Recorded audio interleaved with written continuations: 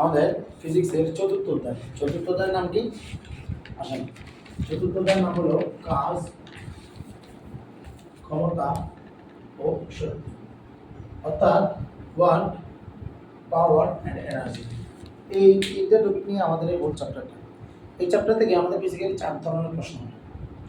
আমাদের প্রশ্ন হয় এখানে যে শক্তি আছে, শক্তির নিত্যতা সূত্র থেকে 2 ধরনের প্রশ্ন হয়।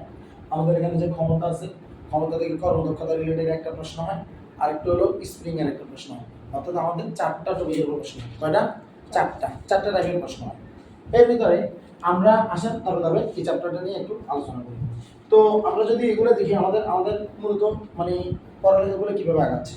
আমরা যদি দ্বিতীয় অধ্যায়ের কথা চিন্তা করি, আমরা আমাদের দ্বিতীয় অধ্যায়ে দেখছিলাম যে কোনো না কোনোভাবে আমাদের কোনো একটা গাড়ি ছিল, ওই গাড়িটা আমাদের কি ছিল, একটা যে ধরেন বা কোনো একটা বস্তু যেটা স্থির অবস্থানে ছিল, তার সে একটা নির্দিষ্ট ত্বরণে যাত্রা শুরু করে, একটা নির্দিষ্ট সময় পর বিশেষ বেগপ্রাপ্ত হয়। আমরা এটা দেখছিলাম, কোথায় দেখছিলাম? আমরা এটা দেখছিলাম আমাদের দ্বিতীয় অধ্যায়। বা আমাদের এখানে একটা বস্তু আছে, বস্তুটাকে আমরা ছেড়ে দিছি, অভিকর্ষ বল বড় বস্তুটা নিচে পড়ে গেছে। তো তার মানে পড়ন্ত বস্তুর ক্ষেত্রে কিন্তু আমরা অভিকর্ষ বলের প্রভাবটা আমরা ধরছিলাম, কিন্তু আমরা কিন্তু এই ব্যাপারটা কিন্তু দ্বিতীয় অধ্যায়ে আমরা চিন্তা করি না যে অভিকর্ষ বলের প্রভাবে যে বস্তুটা পড়ছে, এখানে যে একটা অভিকর্ষ ত্বরণ সৃষ্টি হয়েছে, অর্থাৎ বলের প্রভাবে যে ত্বরণ সৃষ্টি হয়েছে, এই ব্যাপারটা কিন্তু আমাদের কিন্তু তৃতীয় অধ্যায়ে আসি শেখানো হয়। কি শেখানো হয়? তৃতীয় অধ্যায় বলের প্রভাবে ত্বরণ সৃষ্টি হওয়া। কিন্তু এর আগে কিন্তু আমরা ত্বরণে কাজ করতেছি। এখন আমাদের এখানে যে কাজটা করতে হবে সেটা হলো এই যে ত্বরণটা কাজ করে, এই যে বল প্রয়োগ করব, বল প্রয়োগ করে এই যে এখানে যে একটা বক্স আছে, এই বক্সটার উপরে যে আমরা যে এক বল প্রয়োগ করব, এক বল প্রয়োগ করে বস্তুটার উপর কি সৃষ্টি করি? আমরা ত্বরণ সৃষ্টি করি। ত্বরণ সৃষ্টি করে তাকে একটা জায়গা থেকে আরেকটা জায়গায় আমরা নিয়ে আসি। তো তার মানে এখানে বস্তু কি করতেছে? একটা সরণ করতেছে না? কি করতেছে? সরণ করতেছে। বস্তু জায়গার পরিবর্তন হচ্ছে না? বস্তু এখানে সরণ করতেছে। তাহলে বস্তু সরণ করতেছে মানে কি? বল প্রয়োগে বস্তু আমরা সরণ করতেছি। তাহলে আমাদের টপিকগুলো কিন্তু এভাবে আগাইছে। প্রথমে ত্বরণের কথা শেখানো হয়েছে, আমাদেরকে অঙ্ক করা হয়েছে, তারপর ওই বল প্রয়োগে বস্তু ত্বরণ সৃষ্টি হয়েছে, ব্যাপারটা বলা হয়েছে। আজকে আমরা দেখব ত্বরণের কারণে, বল প্রয়োগের কারণে, ত্বরণের কারণে আমাদের বস্তুর একটা অবস্থান পরিবর্তন ঘটে, ওই জিনিসটা নিয়ে। অর্থাৎ আমরা এখন যেটা নিয়ে কথা বলবো সেটা হলো কাজ। আমাদের সবার প্রথম আজকে কাজ। তো কাজ কি? কাজের ব্যাপারটা হলো, আমি যদি এটা কাজের হোল সূত্রটা আমাদের হলো এখান থেকে আসছে, Fs। অর্থাৎ কোন একটা বস্তুর উপর আমি যদি বল প্রয়োগ করি, বস্তুর যদি সরণ ঘটে তখন সেটাকে কাজ বলে। কি বলছি? কোন একটা বস্তুর উপর আমি যদি বল প্রয়োগ করি, বস্তুর যদি সরণ ঘটে তাকে সেটা কাজ বলে। কিন্তু এই সূত্রটা কিন্তু এত সিম্পল না। সূত্রটা কিন্তু হলো এরকম, Fs cos θ, Fs cos θ। তাহলে এখন এখানে cos θ কেন আসছে? কারণ আমি বস্তুকে বল প্রয়োগ করব, বস্তুর যে সরণ ঠিক ওইভাবে ঘটবে, ব্যাপারটা কিন্তু তা নয়। এখন ফিজিক্সের ভাষায় যদি বল প্রয়োগ বস্তু সরণ ঘটে, সেটা যদি কাজ হয়, যেমন আমরা যদি এভাবে করি, যেমন কয়েকজন আসি সারাদিন ধাক্কালাম, অনেক কাজ করছি আমরা যেমন, কিন্তু আসলে ফিজিক্সের ভাষায় কাজ নেই, কারণ এটা কোনো সরণ ঘটে নাই, বল প্রয়োগ করছে, সরণ ঘটে নাই। কেউ একজন ওই যে তোমাদের বইতে আছে যে সিকিউরিটি গার্ড, উনি দেয়ালের সামনে কোনো একটা বিল্ডিং এর সামনে দাঁড়িয়ে রইলো, তারপর বিল্ডিংটা পাহারা দিলে ঘুরে আসলো। তো এতে বস্তুর কোনো কি হয় নাই, কোনো কাজ হয় না, কারণ এখানে বস্তুর কোনো কি হয় নাই, সরণ হয় নাই। তো ব্যাপারটা এইভাবে চিন্তা করা হয় আর কি। আমাদের ফিজিক্সের ভাষায় হলো বল প্রয়োগে বস্তুর সরণ ঘটলে সেটাকে কাজ বলে। এখন ডব্লিউ সমান যে Fs cos θ, এই Fs cos θ এর ব্যাপারটা কি এরকম, ধরেন এটা একটা, এই যে এইখানে একটা বস্তু আছে, এই বস্তুটাকে আপনি বল প্রয়োগ করতেছেন, এক বল প্রয়োগ করলেন, তো বল প্রয়োগ করলেন আপনি এদিকে। এখন বস্তু সরণ যদি এদিকেই ঘটে, মানে বস্তু সরণটা এদিকে ঘটে, বল প্রয়োগ করছেন এদিকে, বস্তু সরণ করছে এদিকে, অর্থাৎ বস্তু এখানে যে পাওয়া গেছে, বস্তু সরণ এদিকে করছে, তাহলে বল প্রয়োগ যেদিকে, সরণ যদি সেদিকে ঘটে, অর্থাৎ এই বল এবং সরণের মধ্যবর্তী যে থিটা কোণের মান যদি 0 ডিগ্রি, তাহলে আমাদের এখানে মূলত কি পাওয়া যায়? আমাদের এখানে পাওয়া যায় Fs cos 0 ডিগ্রি, 0 ডিগ্রির মান আমরা জানি 1, অর্থাৎ Fs পাওয়া যায়। কি পাওয়া যায়? Fs পাওয়া যায়। কথা কি বোঝা গেছে? আমি বস্তুটাকে এই দিকেই বল প্রয়োগ করছি, বস্তু সরণ এইদিকে করছে, এটা হলো আমাদের থিটার মান 0 ডিগ্রি। থিটার মান 0 ডিগ্রি হলে W সমান Fs পাওয়া যায়। সাধারণত থিটার মান এটা সর্বনিম্ন। থিটার মান যখন সর্বনিম্ন তখন আমাদের কাজের মান সর্বোচ্চ। আবার বলতেছি, থিটার মান যখন সর্বনিম্ন কাজের মান সর্বোচ্চ। এখন এই কথাটা কোথা থেকে বাইরে এসেছে? এই কথাটা বাইরে এসেছে এখান থেকে, যে আমি যদি এখন বস্তু বল প্রয়োগ করলাম এদিকে, কিন্তু বস্তু সরণ ঘটলো এদিকে। আবার বলতেছি এদিকে আমি বল প্রয়োগ করছি, কিন্তু বস্তু সরণ করছে ওদিকে। তার মানে এখানে কি 90 ডিগ্রি কোণ হলো না? হলো কি না? যে F এবং S এর মধ্যবর্তী যে থিটা কোণের মান কত? 90 ডিগ্রি না? তো 90 ডিগ্রি হলে কি হয়? এখন দেখেন আমি যদি 90 ডিগ্রি কথা চিন্তা করি তাহলে w fs cos 90 ডিগ্রি যদি আমি নিই তাহলে fs cos 90 ডিগ্রি মান হলো 0 মানে কত 0 অর্থাৎ কাজের মান 0 পাওয়া গেছে। কাজের মান কত পাওয়া গেছে? 0 পাওয়া গেছে। অর্থাৎ যখন আমার থিটার মান 90 ডিগ্রি, যখন আমার থিটার মান 90 ডিগ্রি, তখন আমার কাজের মান হলো 0। যখন আমার থিটার মান 0 ডিগ্রি, তখন কাজের মান হলো আমাদের কত? তখন আমার কাজের মান পাইছিলাম যে fs টা, এটা পাইছিলাম। অর্থাৎ মানে আমার যেটা বল করছি ওটা আমি সরল হিসেবে পাইছি। তাহলে এই যে theta is equal to 90 degree, তখন এটা হলো কি? এটা হলো থিটার মান সর্বোচ্চ। থিটার মান যখন ম্যাক্সিমাম, অর্থাৎ থিটার মান যখন ম্যাক্সিমাম, তখন আমি w পাইছি মিনিমাম। যখন আমি থিটার মান দিছিলাম মিনিমাম, তখন আমি w এর মান পাইছি ম্যাক্সিমাম। তো এখান থেকে আমাদের এটা কিন্তু কখনো পরীক্ষা আসে নাই এই নির্দিষ্ট সীমাটা, কিন্তু পরীক্ষা আসতেই পারে। সেটা হলো আমাদের কাজের ক্ষেত্রে যে থিটার মান, বল এবং সরণের যে গুণফলের যে থিটা, এটা এখানে লিখতে, এটা হলো লাইট আসতে পারে, এটা এখানে লিখতে। আমাদের যে থিটার মানটা, এই থিটার মানটা 0 থেকে বড়, 1 থেকে ছোট, 90 ডিগ্রি। এখন আমরা জানি যে এই থিটার মানটা 0 এর সমান বা বড় হবে, 90 ডিগ্রি ছোট ভাইয়ের কি হবে? সমান হবে। কথা কি বোঝা গেছে? যখন আমি থিটার মান 0 ডিগ্রি দিছি, তখন আমি w এর মান পাইছি কত? w এর মান পাইছি আমি fs মানে 1, বরাবর আমি 1 পাইছি। আর যখন আমি থিটার মান 90 ডিগ্রি দিছি, তখন আমি w এর মান পাইছি 0। অর্থাৎ কাজের মান 0 থেকে শুরু বা এর সমান, 0 থেকে বড় বা এর সমান, আর 1 এর সমান বা এর ছোট। আর থিটার মান কি? থিটার মান হলো 0 এর বড় বা এর সমান, 90 ডিগ্রি ছোট বা এর কি কম। কথা কি বোঝা গেছে? এখন ব্যাপারটা হলো যখন আমি থিটার মান 90 ডিগ্রি ব্যবহার করব, তখন আমি কাজের মান পাবো 0। যখন আমি থিটার মান 0 ডিগ্রি ব্যবহার করব, তখন কাজের মান পাবো 1। কথা কি বোঝা গেছে? তো কাজের মান যখন সর্বোচ্চ হয়, তখন মূলত থিটার মানটা সর্বনিম্ন, কাজের মান যখন সর্বনিম্ন, তখন থিটার মানটা সর্বোচ্চ। এখন কথা হলো এই w সমান fs cos θ থেকে আমাদের পরীক্ষায় কি আসে? fs cos θ থেকে আসে না, w fs থেকে। তো w fs থেকে আমাদের যে জিনিসটা বেশি আসে সেটা হলো এই যে w fs। এখান থেকে আমাদের আসবে, যেমন বলবো যে 20 জুল কাজ বলতে আপনি কি বুঝেন? কি বলছি? 20 জুল কাজ বলতে আপনি কি বুঝেন? তখন আপনি কি বলবেন? 20 জুল কাজ বলতে আপনি বুঝবেন, আপনি বলবেন এই যে fs এর যে ব্যাপারটা, w fs টাকে আপনি বলতে পারেন 1 গুণ 20, আবার বলতে পারেন 20 গুণ 1। এটাকে আপনি বলতে পারেন 10 গুণ 2, এটাকে আপনি বলতে পারেন 2 গুণ 10, এটাকে আপনি বলতে পারেন 4 গুণ 5, এটাকে আপনি বলতে পারেন 5 গুণ 4।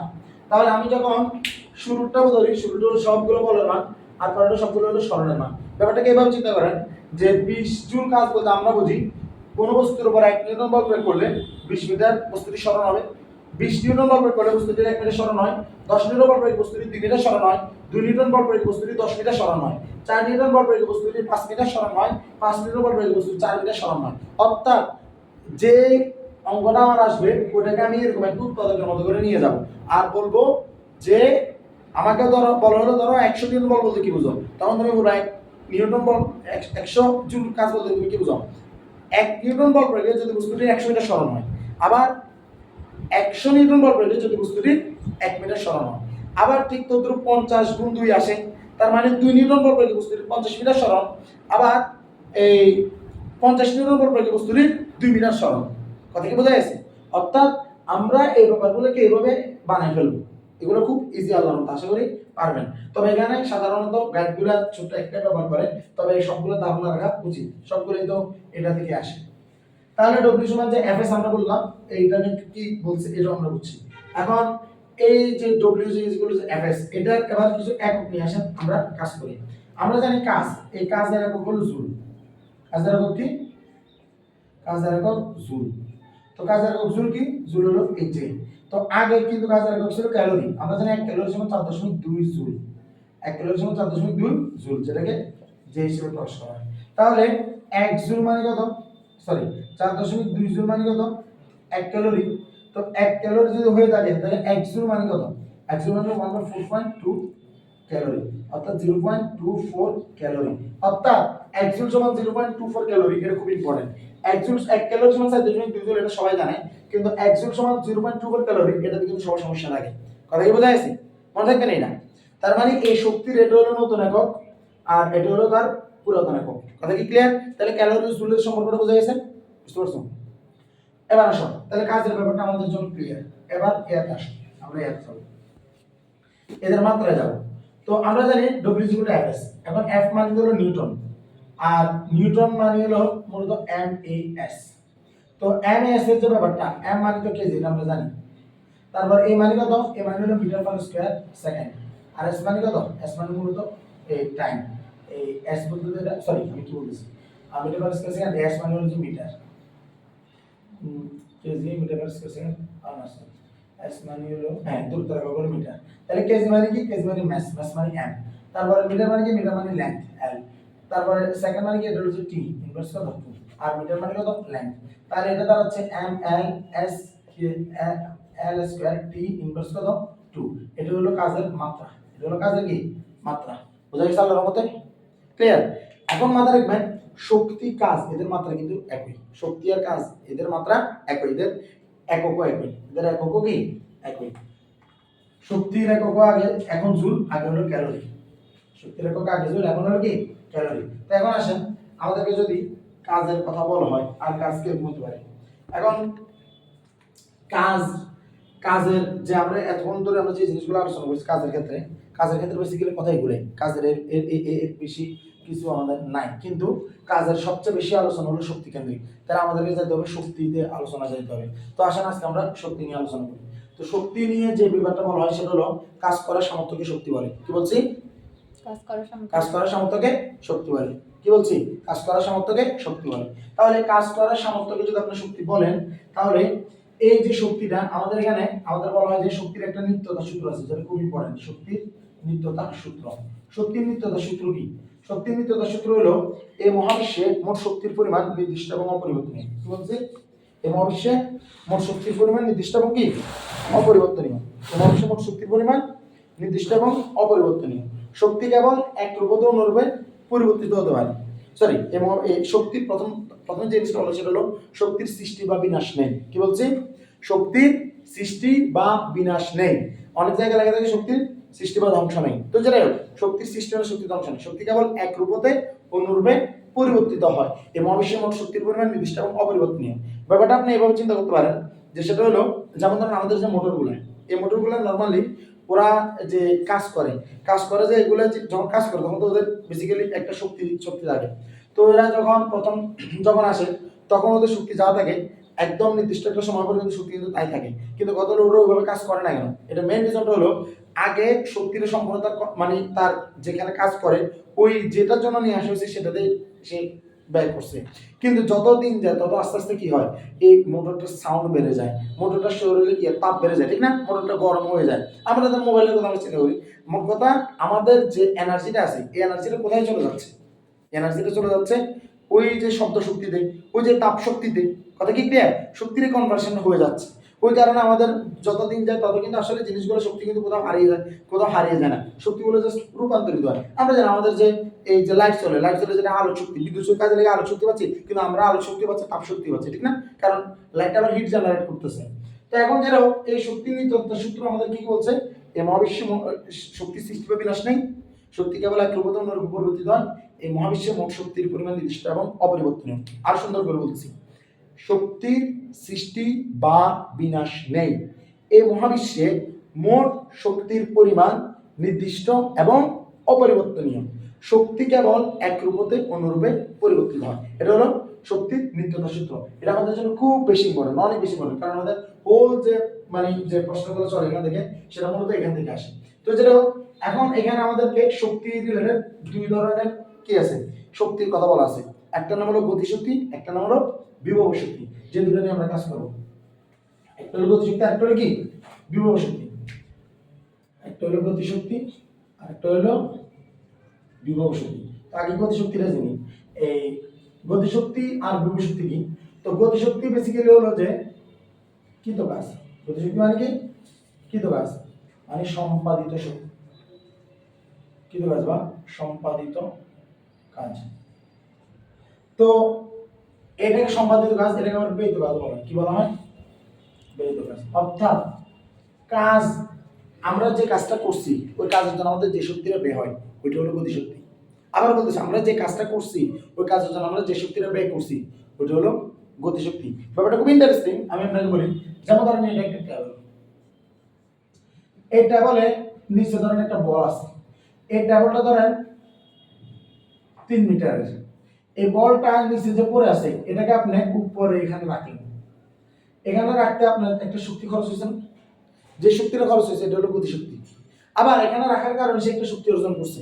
রিমেম্বার, খুব ভালো করে খেয়াল করেন, বলটা এখানে পড়ে আছে নরমাল এমনি পড়ে আছে বলটা, এভাবে চিন্তা করুন। ধরেন যে এটা একটা, ধরেন এখানে এখানে এই যে মার্কারগুলো পড়ে আছে, মার্কারগুলো এভাবে আছে, কোনো কথা নেই।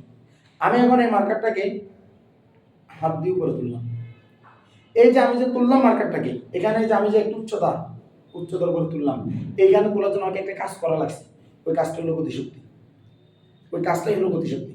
কিন্তু এখানে আমি তোলার কারণে এই যে এটা এখানে যেভাবে ছিল এভাবে ছিল, কিন্তু যখন আমি এটাকে এখানে তুলছি, এখানে তোলার কারণে সে একটা শক্তি লাভ করছে। যে শক্তিটা লাভ করছে সেটা হলো বিভব শক্তি। কিন্তু ওকে নিয়ে আমি এই যে এখানে তুলছি, এখানে আমি যে কাজটা করছি সেটা হলো গতিশক্তি। কিন্তু আমার গতিশক্তি বা অর্থাৎ আমার যে কাজটা করছি, কাজের জন্য ওই বস্তুটা নিজে এখন একটা শক্তি লাভ করছে। কেন? কারণ আমি ছেড়ে দিলে সেটা আবার পড়ে যাবে। কথা কি ক্লিয়ার? তার মানে সেখানে নিজে একটা শক্তি লাভ করছে, সে যে শক্তিটা লাভ করছে সেটার নাম হলো বিভব শক্তি। আর আমি যে শক্তিটা ব্যয় করছি সেটার নাম হলো গতিশক্তি। কথা কি ক্লিয়ার? অর্থাৎ আলটিমেটলি গতিশক্তি, বিভব শক্তি সবগুলো একই কনসেপ্টে চলে যাবে, সবগুলো একই কনসেপ্টে। যখন আমরা কাজ করবো তখন বুঝবো। তবে নরমালি গতিশক্তি হলো সম্পাদিত কাজ বা ব্যয়িত কাজ বা ব্যয়িত শক্তি বা ব্যয়িত শক্তি। গতিশক্তি মানে ব্যয়িত শক্তি। আর বিভব শক্তি মানে হলো সঞ্চিত শক্তি। বিভব শক্তি মানে কি? বিভব শক্তি মানে হলো সঞ্চিত শক্তি। বিভব শক্তি মানে হলো সঞ্চিত শক্তি। বিভব শক্তি মানে হলো সঞ্চিত শক্তি। তো নরমালি আমাদের বলা হয় ব্যয়িত কাজ মানে হলো যে এটা কি বলা হয় টি, যদি এটাকে আমরা কে বলতাম কাইনেটিক এনার্জি, কিন্তু আমাদের বইতে, আমাদের নতুন যে বইগুলো আছে এগুলোতে এটাকে টি দ্বারা প্রকাশ করছে, যেগুলো হাফ এম ভি স্কয়ার। ঠিক আছে? আর যেটা বিভব শক্তি, সঞ্চিত শক্তি, যেটাকে আমরা আগে এটা দিয়ে প্রকাশ করতাম ইপি, মানে পটেনশিয়াল এনার্জি। পটেনশিয়াল মানে কি? পটেনশিয়াল মানে সম্ভাবনা, যেটা আমরা ভবিষ্যৎ নিয়ে আমরা কথা বলি আর কি। তো এই পটেনশিয়াল এনার্জি যেটা বিভব শক্তি, সঞ্চিত শক্তি, এটাকে এখন প্রকাশ করে এটাকে কি দ্বারা? এটা প্রকাশ করে ভি দ্বারা। কি দ্বারা প্রকাশ করা হয়? ভি দ্বারা। ভি ইকুয়াল টু বলা হয় mgh। এখন কথা হলো এই যে আমি যে দুটো সূত্র লিখলাম, সূত্রগুলো আমি কোথা থেকে পেলাম? এটা প্রশ্ন। রিমেম্বার, একটা জায়গা থেকে সবগুলো সূত্র আসছে। কেমন আসছে? আসেন দেখেন কেমন আসছে, আসেন দেখি। আপনারা কিছুক্ষণ আগে কি বলছিলেন? যে বলছিলেন w equal to fs। f মানে কি? m এ। m এর তাহলে কত দাঁড়ালো? ms দাঁড়ালো না? দাঁড়ালো কি না? w ইকুয়াল টু fs, এখন হলো ms। এখন আপনি একটা জিনিস জানেন, সেটা হলো আমরা জানি v square equal to square plus 2as। জানি কি না? আপনি একটা জিনিস মাথায় রাখবেন, এই এসএসসি আপনি যতদিন আছেন, আপনি যতদিন ইন্টারে আছেন, যতদিন পর্যন্ত আপনি বাচ্চা বিজ্ঞানের, ততদিন পর্যন্ত আপনি মাথায় রাখবেন যে কোন অবস্থায় ত্বরণ যদি, আমাদের এটা একটা অনুমোদিত সত্য, এটা একটা অ্যাজাম্পশন। আবার বলছি, এটা একটা অ্যাজাম্পশন, অনুমোদিত সত্য, যেখানে আমাদের ত্বরণ কাজ করলে মাথায় রাখতে হবে যে ত্বরণ যদি কোথাও আছে, এটা ধরে নেওয়া হয় অটোমেটিক যে সেখানে আমাদের স্থির অবস্থান 0। কথা কি বোঝা গেছে? অর্থাৎ বস্তুটার আদিবেগ 0। বস্তুটার কি আদিবেগ 0, মানে আমরা যখন এই ত্বরণ নিয়ে কথা বলবো এখানে, রিমেম্বার কোনো অঙ্ক করতেছি না, নরমাল সেন্সে কোথাও ত্বরণ নিয়ে কথা বলছি, মানে মনে করতে হবে যে আদিবেগ কত? 0। অর্থাৎ আমরা এখানে চিন্তা করব যে আমাদের v square is equal to always 2as। তাহলে 2as ইজ ইকুয়াল টু কত? v square. তাহলে as ইজ ইকুয়াল টু কত? v স্কয়ার বাই কত? 2। এটা কি না? v স্কয়ার বাই 2 কি না? তাহলে আমার এখানে যে ms আছে, তাহলে m টা m এর জায়গায় থাক, s এর মান কত? v স্কয়ার বাই 2, যেটাকে আমি হাফ m v স্কয়ার বলতে পারি না? পারি কি না? পারি তো। তাহলে একবার ভালো করে দেখেন তো, যেটাই w is equal to fs সেটাই তো w is equal to ms, যেটাই তো আবার w is equal to half of m v square, এইটাই w is equal to half of m v square. আপনার কাছে এখন মনে হচ্ছে না যে w is equal to half of m v square? কিছুক্ষণ আগেই তো আমরা বলছিলাম সেটা t is equal to half of m v square. Remember, এই t ইজ ইকুয়াল টু যে half of m v square আমরা লিখছেন না? কিন্তু যখন আপনি স্প্রিং নিয়ে কথা বলবেন তখন কিন্তু এটাই কিন্তু আবার সঞ্চিত শক্তি বা বিভব শক্তি, মানে স্প্রিং এর জন্য আবার প্রেক্ষাপটটা উল্টা। কথা কি বোঝা গেছে? স্প্রিং এর জন্য আবার সেটা উল্টে যাবে। এটা যখন আমি স্প্রিং কাজ করব তখন এটা বুঝবেন ইনশাআল্লাহ। তাহলে এই যে t is equal to half of m v square, এই যে আমরা বললাম, এটা হলো আমাদের গতিশক্তি। এটা আমাদের কি? গতিশক্তি। কিন্তু আমরা এখন কথা বলবো কাকে নিয়ে? আমরা বলতেছি যে আমাদের সবগুলো শক্তি মূলত সবগুলো ওই যে বলে না একই গোয়ালের গরু বা একই ইয়ার ভিন্ন রূপ, এই যে mgh কিন্তু এগুলো থেকে আসছে। কেমন আসছে দেখবেন? আসেন। w ইজ ইকুয়াল টু যে fs বলেন কিছুক্ষণ আগে, A W equal F S, F সমান এম এ এস। এখন এই যে গতিশক্তি বলেন আর বিভব শক্তি বলেন সবগুলো কিন্তু কি পড়ন্ত নিক্ষিপ্তর জন্য। সেগুলো কিসের জন্য? পড়ন্ত নিক্ষিপ্তর জন্য। তো পড়ন্ত নিক্ষিপ্ত মানে কি?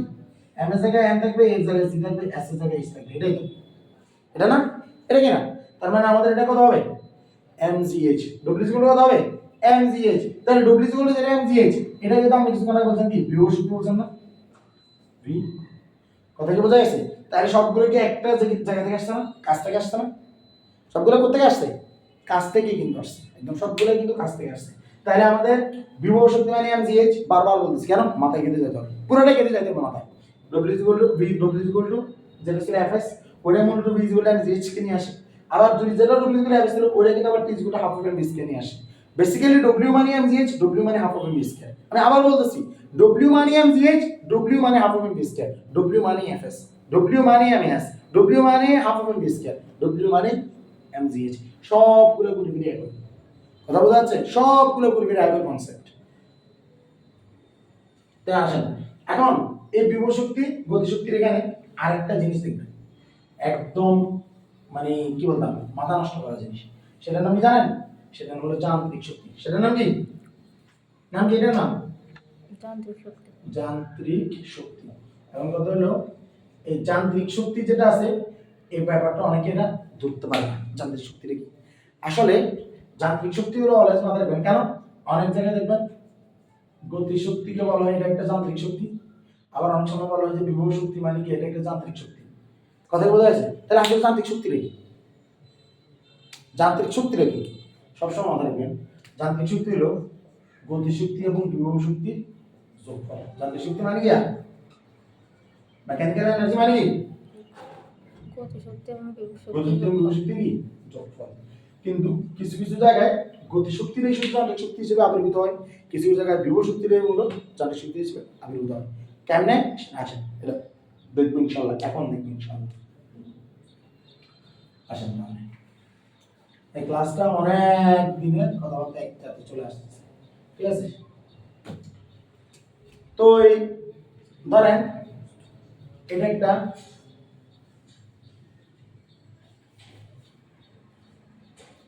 এখানে আমরা ধরেন এটা একটা উচ্চতা দিলাম h, কি দিলাম? উচ্চতা দিলাম h।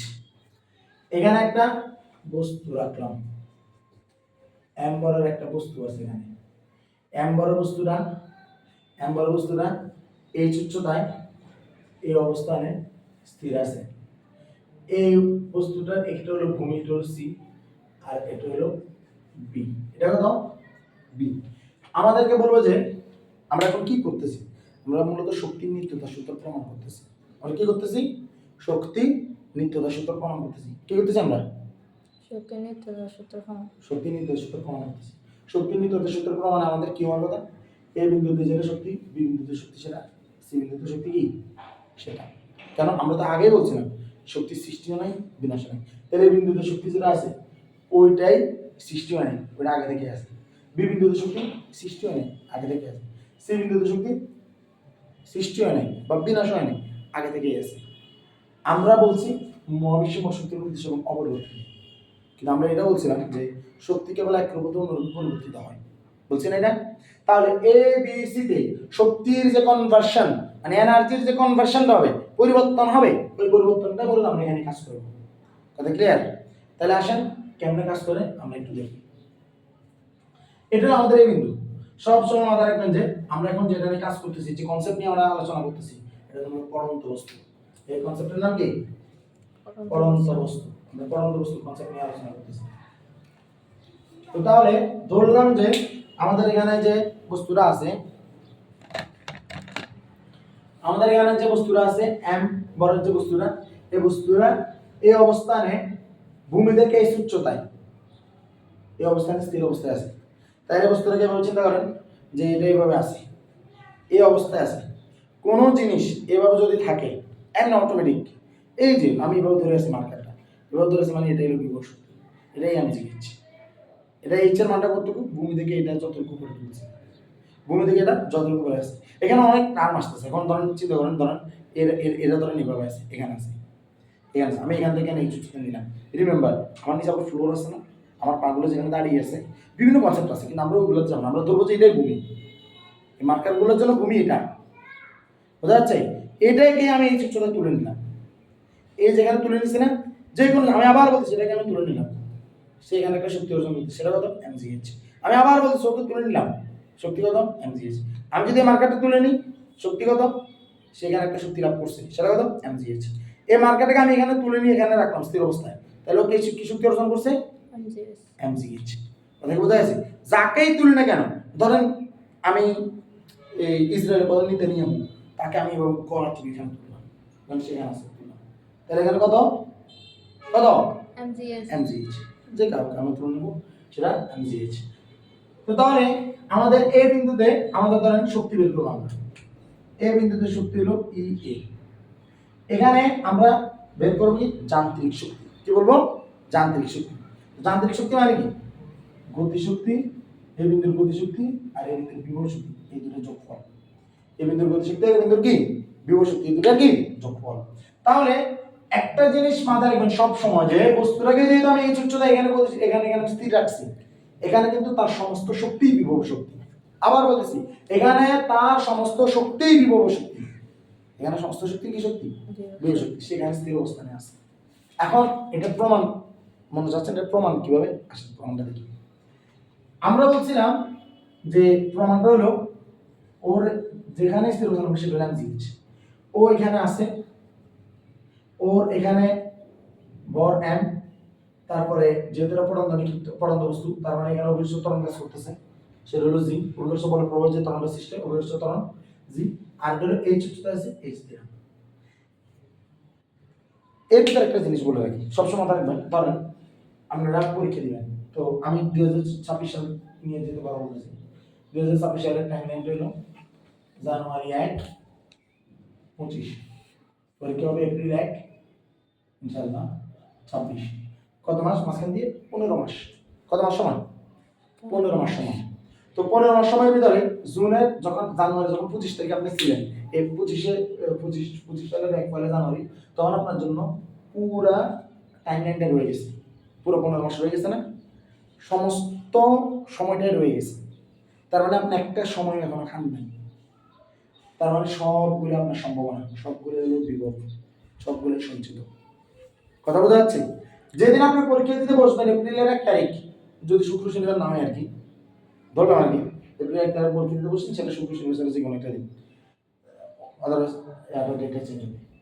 তো এখানে আপনি পরীক্ষা দিতে বসছেন, আপনার একটু সময় আর নাই, একটু সময় সব খাই গেছে। কথা বোঝা যাচ্ছে? তার মানে এই অবস্থায় আপনার বিভব শক্তি হাই, এই অবস্থা আপনার গতিশক্তি হাই। কথা কি ক্লিয়ার? কারণ গতিশক্তি মানে দেবে তো শক্তি, সেটা তো মানে যেটা আমরা শেষ করে ফেলছি। তার মানে এখানে আমাদের পুরো টাইমলাইনটা রয়ে গেছে, এখানে আমাদের একটু টাইমলাইন নেই, মানে আমরা পুরো টাইমলাইনটা খেয়ে ফেলছি।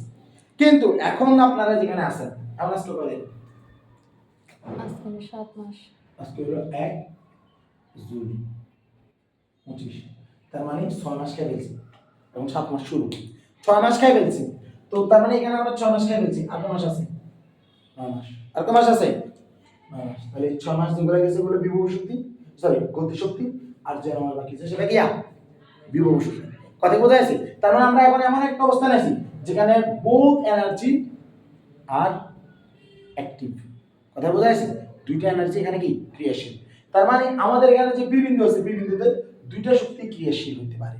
আমরা আসলে দেখি আমাদের এই বিন্দুতে এটাকে স্থির অবস্থানে রাখছে, অর্থাৎ আমাদের ফল যেগুলো জুড়ে থাকে, যে কোনো গাছে এইগুলোতে এখন এইটা কাজ করে, অর্থাৎ বিভব শক্তি mgh।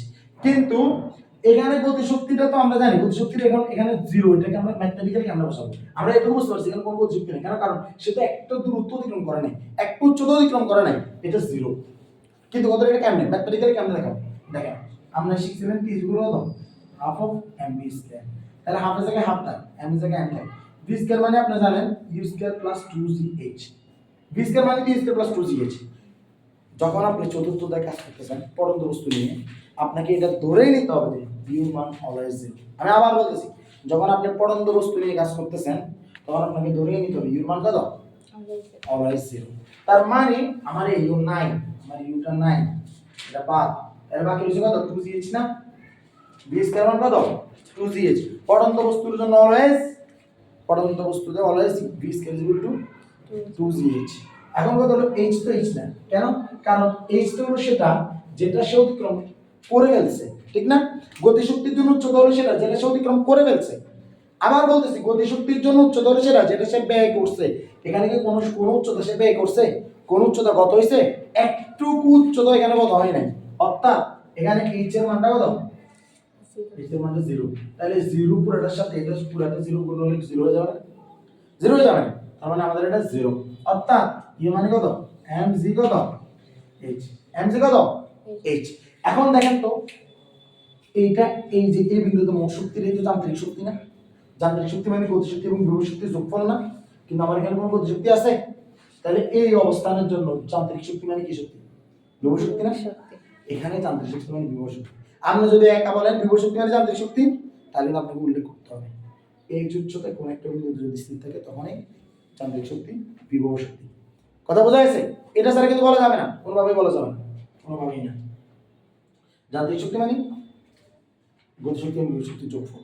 আমার এখানে গতিশক্তি নাই, এই কারণে যান্ত্রিক শক্তি শুধু বিভব শক্তি নাই। এবার আসেন ধরেন সি বিন্দুতে, বি বিন্দুটা আমি বাদ রাখছি আপাতত, এটা কিছু কম্পার করতেছি।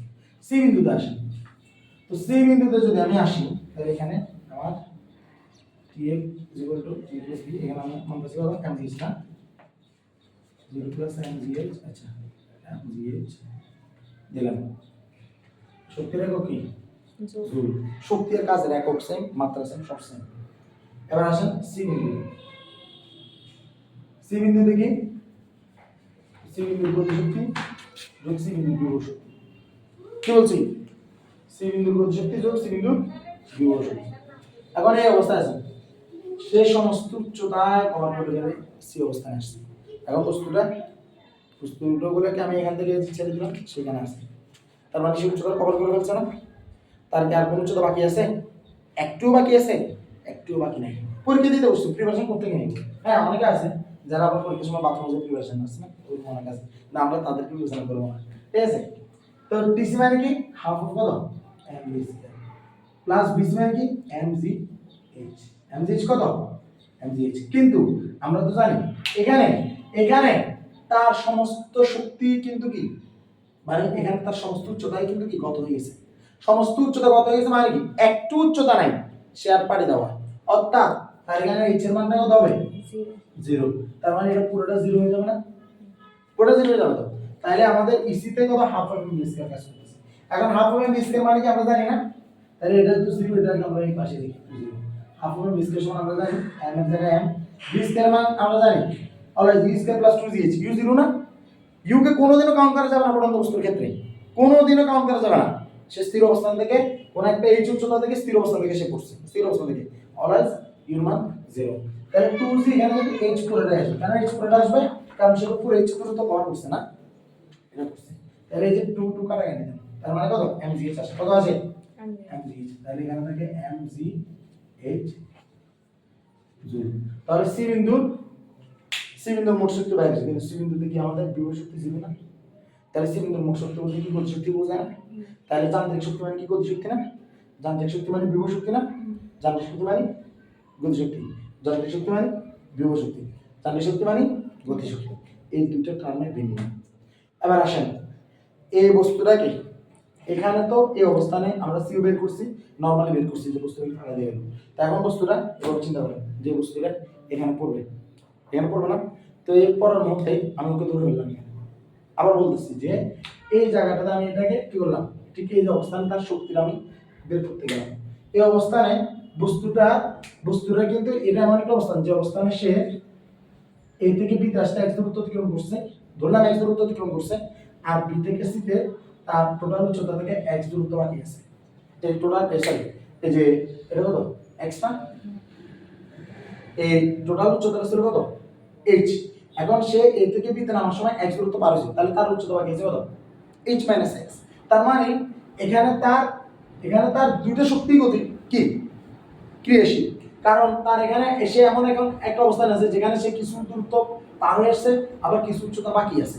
কথা কি ক্লিয়ার? অর্থাৎ আমরা এসএসসি পরীক্ষার্থীরা এখন যে অবস্থায় আছি যে আমাদের কিছু মাস গত হয়েছে, কিছু মাস এখনো বাকি আছে, এরকম।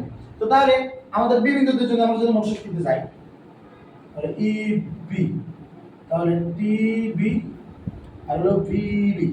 বি বিন্দুতে গতিশক্তি, বি বিন্দুতে যান্ত্রিক আত্মদর, বিভব শক্তি। এখানে কিন্তু যান্ত্রিক শক্তি বলতে কিন্তু দুটোই কাজ করে, কারণ দুটো এখানে। তাহলে আসেন আমরা টি বি মানে কত, হাফ কত M V square, B B মানে কত এম জি এইচ। তো আমরা জানি কিন্তু এখন তো আর এইচ নেই, কারণ সে এখন যে পয়েন্ট আছে এখানে কত এইচ মাইনাস এক্স নামে কি আছে, এখানে কিন্তু তার জন্য বাকি আছে কত এইচ মাইনাস কত এক্স। কথা কি ক্লিয়ার? H minus X. আর এখন কত হলো এই half M V square Q, হাফের জায়গায় হাফ, এম এর জায়গায় এম। ভি স্কয়ার মানে তো আমরা জানি ইউ স্কয়ার প্লাস 2gh, কিন্তু ইউ স্কয়ার তো 0 না, কি মানে তো 0, এটা আমরা আগে বলছিলাম যে পড়ন্ত বস্তুর ক্ষেত্রে ইউ 0, তার মানে কত 2gh, কিন্তু h বলতে তো h না, সে যে দূরত্বটা ক্রস করে আসছে সেটা কত x না, এ থেকে বি যেটা পার করে আসছে ব্যয়িত শক্তি করে, তার মানে যেটা ব্যয় করছে কত x। আর কি কত mgh মাইনাস কত mg কত x, দুই দুই কাটা গেল, তাহলে আমরা হচ্ছে mgx, mgx plus mgh minus mgx। তাহলে আমাদের এখানে একটা রক্তারক্তি করে যাবে, এটা কাটা গেছে না, আর দেখবে কত MGS mgh। তার মানে আমরা দেখলাম শক্তি নিত্যতা সূত্র কনসেপ্টটা কতটুকু কি ভিজিবল এবং এটা কতটুকু প্রাণবন্ত। কথা কি বোঝা গেছে? এটা কি বোঝা গেছে আল্লাহর মধ্যে শক্তি নিত্যতা সূত্র? আশা করি আল্লাহর মধ্যে এটা বুঝতে পারছেন। যদি না বুঝেন আবার পিছনে টেনে দেখেন, দেখবেন ইনশাআল্লাহ বুঝবেন। এখন আসেন এটা আমরা উদাহরণের কাজ করি, ঠিক আছে? উদাহরণের কাজ করি যেটা আমাদের এসএসসি পরীক্ষা আমাদের আসছে। তো এটা যদি আমরা ধরি এটা কি করব, ধরেন আমাদেরকে এটা দিলে একটা উচ্চতা দিল ধরেন 100 মিটার, কত মিটার 100 এখানে একটা বস্তু আছে, বস্তুর ওজন হলো 100 গ্রাম, কত গ্রাম 100 গ্রাম। আমরা বলছিলাম ফিজিক্সে আমাদের গ্রাম 100 গ্রাম দেখতে আমার সমান লাগে, আমরা 100 গ্রাম দেখব না, আমরা অলওয়েজ এমআর মান কত বলবেন 100 ডিভাইডেড বাই কত, এমআর মান অলওয়েজ 100 ডিভাইডেড বাই কত 1000, আমরা সব সময় কেজি দ্বারা রাখবো 0.1 কেজি। তো করে ফেলবো, কথা বোঝা গেছে? গ্রাম রাখেন না, গ্রাম রাখা সব সমান কাছে রাখেন, হ্যাঁ কেজি মান করে দেব। তাহলে আসেন এখন আমাদেরকে কি বলতেছে, বলতেছে যে এটা হলো এ বিন্দু, এটা হলো সি বিন্দু, এটা হলো বি বিন্দু, ঠিক আছে? আমাদেরকে বাইরে ধরেন একটা নোট দিছে, আমি আপনাদেরকে একটু করে দেখাই। ধরেন নোটটা দিল 1/4 এ বির মান হলো এসি এর 4/1 অংশ। কথা বোঝা গেছে? কারণ বাইরে যেটা বললো মুখে বললো বা এভাবে লিখে দিল একটা করে দিল যে এ বির মান হবে এসি এর 4/1 ভাগ। তো এসি মান কত 100, তাহলে এ বির মান কত হবে 4/1 ভাগ। এটার মান কত হবে 4/1 ভাগ। তো আমরা তো দেখতেছি কি দেখতেছি যে এসি মান হলো 100 মিটার না, এটা পুরো তো 100 মিটার ধরছি না, তার মানে কত 25 মিটার, কত মিটার 25 মিটার। তার মানে এই জায়গাটা হলো 25 মিটার, এই জায়গাটা হলো 25 মিটার। তো এটা যদি 25 মিটার হয় তাহলে এটা কত 75 মিটার না? কথা বোঝা গেছে? ইজি হচ্ছে ব্যাপারটা। তো আমার কি বলতেছে ধরেন এ বি সি বিন্দুতে শক্তি নিত্যতা সূত্র প্রমাণ করা, ঠিক আছে? বা এই এ বি সি বিন্দুগুলোতে মোট শক্তির পরিমাণ নির্দিষ্ট পদ্ধতি অথবা উক্ত চিত্রের শক্তি নিত্যতা সূত্র প্রমাণ করো, অথবা তো এই উক্ত চিত্রের যান্ত্রিক শক্তি নিত্যতা সূত্র প্রমাণ করো, দুটো সেম কথা। আসেন আমরা দেখি। তো আমরা এখন রিমেম্বার, এখন তো আমরা টোটালি ক্লিয়ার। এখন এটা হিসাবে জানা আমরা জানি আমাদের এই বস্তুর এখানে স্থির আছে, এখানে শুধু আমি জিএস কাজ করতেছে, এই সমস্ত শক্তিরাই কি শক্তি, সমস্ত শক্তিরাই বিভব শক্তি।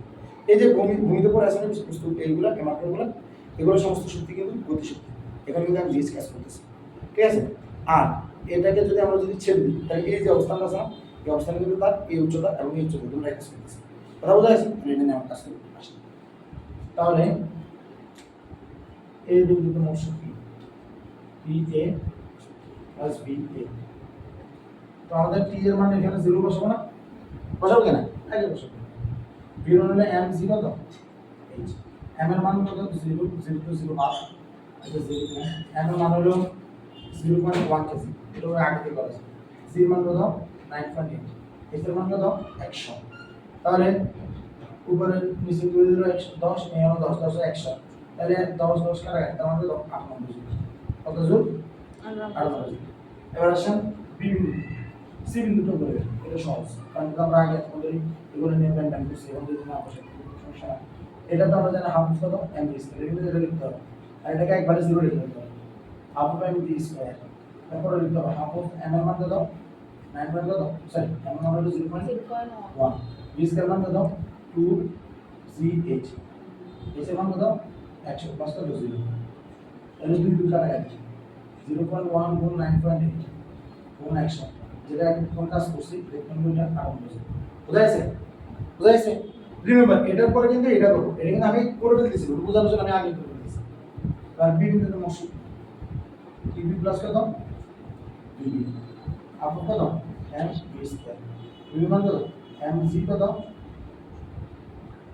এখানে উচ্চতা কিন্তু তার বাকি উচ্চতা কত তার উচ্চতা হলো 100 থেকে 100 মিটার তার উচ্চতা ছিল 100 থেকে 25 মিটার শেষ এটা কিন্তু সে এটা হলো বি বিন্দু হলো সেই বিন্দু যে বিন্দুতে তার বিসি উচ্চতা বাকি ঠিক আছে অর্থাৎ 100 থেকে 25 মিটার তাহলে হাফ অফ এম এর মান হলো 0.1 জি এর মান হলো 2 জি জি মান 2 জি জি মান হলো 9.8 এটা হলো 2 জি এইচ এইচ বলতে কোনটা বোঝায় যেটা সে পার করছে মানে কত 25 মানে দাও 25 এম এর মান কত 0.1 9 কত 8 কোনটা দাও 75 তার মানে 2 মিটার আছে এখানে আছে 0.9.9.8 গুণ করে লিখবে আবার এখানে আছে 0.9 তাহলে 0.1 গুণ 9.8 এর সাথে 25 আর কত 75 যোগ কারণ এটা আমি তো পাশে কমন নিছি কথা বোঝা যাচ্ছে কমন এটা আর কত হয় 0.1 গুণ 9.8 গুণ কত 100 এলিমেন্টে কত যোগ 90 যোগ কথাই বোঝা যাচ্ছে আলোচনা করা বোঝা যাচ্ছে তাইলে আল্লাহর নামে প্রথম পর্ব থেকে আমরা মূলত শক্তি নিত্যতা সূত্র প্রমাণ করলাম শক্তি এবং আমরা ইয়া নিয়ে আমরা কিছু কথা বললাম তবে এর ভিতরে কিছু কথা বলে রাখি যেমন ধরেন এই যে আমি মার্কারটা যে ছেড়ে দিলাম এটা হলো একটা ধনাত্মক কাজ কিন্তু আমি মার্কারটাকে এখান থেকে উপরে তুলে এখানে দিলাম এটা একটা ঋণাত্মক কাজ অভিকর্ষ বলের বিরুদ্ধে যে কাজগুলো করবেন সেগুলো ঋণাত্মক কাজ আর অভিকর্ষ বলের পক্ষে যে কাজ করবেন সেগুলো হলো ধনাত্মক কাজ এইখানে কিছু এমসিকিউ মোট কথা আমরা এখন এই পাঠ কোন কোন পাঠ গতিশক্তি এবং বিভবশক্তির আরো কিছু টার্ম বাকি আছে এখনো অনেক কিছু টার্ম বাকি আছে সেটা হলো নির্দিষ্ট বস্তুর জন্য শক্তির তুলনা আছে পরমাণু বস্তুর জন্য শক্তির তুলনা আছে আমি তুলনা যাইনি আমি বেসিক কথাগুলো আলোচনা করছি এই বেসিক কথাগুলো আপনারা বাসায় গিয়ে কাজে এটা ভালো করে দেখেন আর এগুলো ভালো করে দেখেন ঠিক আছে এখান থেকে বেশ করে শক্তি নির্দিষ্ট করে দেখেন আসসালামু আলাইকুম